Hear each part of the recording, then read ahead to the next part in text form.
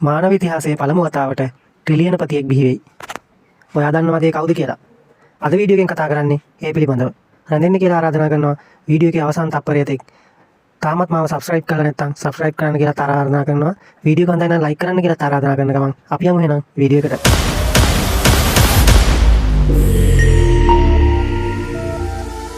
ලෝකයේ ධනවත්ම පුද්ගලයා වන ඉලෝන් මස්ක් දැන් නිල වශයෙන් ඩොලර් ට්‍රිලියන එකක වත්කම් සීමාව පසු කර පළමු මිනිසා බවට පත්ව තිබෙනවා. මේ දැවැන්ත ජයග්‍රහණයට හේතුව SpaceX සමාගමේ ඉතිහාසගත කොටස් වෙළඳපොළ ආරම්භයයි. SpaceX වටිනාකම ඩොලර් ට්‍රිලියන 2කට ආසන්න වටිනාකමකින් ඉහළ ගොස් තිබෙනවා.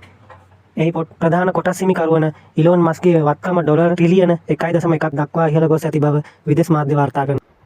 ට්‍රිලියන එකක් කියන්නේ කොච්චර මුදලක්ද? ඩොලර් බිලියන 1000 මිලියන මිලියනයක්. ලෝකයේ බොහෝ රටවල් වල වාර්ෂික ආර්ථික නිෂ්පාදනයටත් වඩා වැඩි වටිනාකමක්. අභ්‍යවකාශ ගවේෂණය හා AI හරහා කෘතිම බුද්ධිය සියල්ල එකට එකතු වෙලාද ලෝකයේ කිසිවෙකුටත් නොපැමිණි මට්ටමකට මාක්ස් පත්ව තිබෙනවා.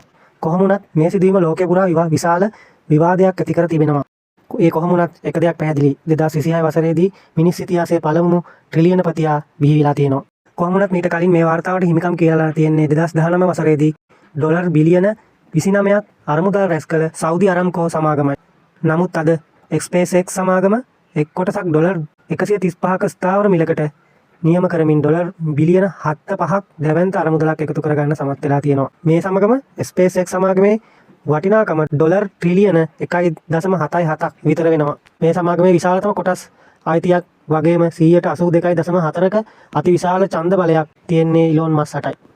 මේ ගාන කොච්චර ලොකුද කියලා හිතා ගන්න පුළුවන්ද? ඇස්තුමේන්තු කළ දින විදියට අද ඉඳන් ඉලෝන් මස්ක් දිනකට ඩොලර් මිලියනයක් වියදම් කළත් මේ සල්ලි ටික සම්පූර්ණයෙන්ම ඉවර කරගන්න ඔහුට තව අවුරුදු 2740ක් විතර කාලයක් යනවා. මේ කතාවේ අපූර්වම සහ පුදුම සහගතම සිදුවීම මේක නන් නෙවෙයි. Taman ට්‍රිලියන පතියෙක් වෙන මොහොතේම වගේ මෑතකදී පැවති සමුළුවකදී මාක්ස් වෙනස්ම කතාවක් කිව්වා. අනාගතයේදී කෘත්‍රිම බුද්ධිය සහ රොබෝ තාක්ෂණය දියුණු වීමත් එක්ක මිනිස්සුන්ට සාම්ප්‍රදායික විදිහට වැඩ කරන්න අවශ්‍ය වෙන්නේ නැහැ. සියලු දෙනාටම ඉහළ ආදායමක් ලැබෙනවා. ඒ කාලේට මේ සල්ලි කියන දෙයට කිසිම වටිනාකමක් නැති වෙලා යන බවයි ඔය සඳහන් කරන්නේ. මේ ගැන ඔයාගේ අදහස මොකක්ද? පල්ලෙහාන් කමෙන්ට් කරන්න. රැඳෙන්න කියලා ආරාධනා කරනවා.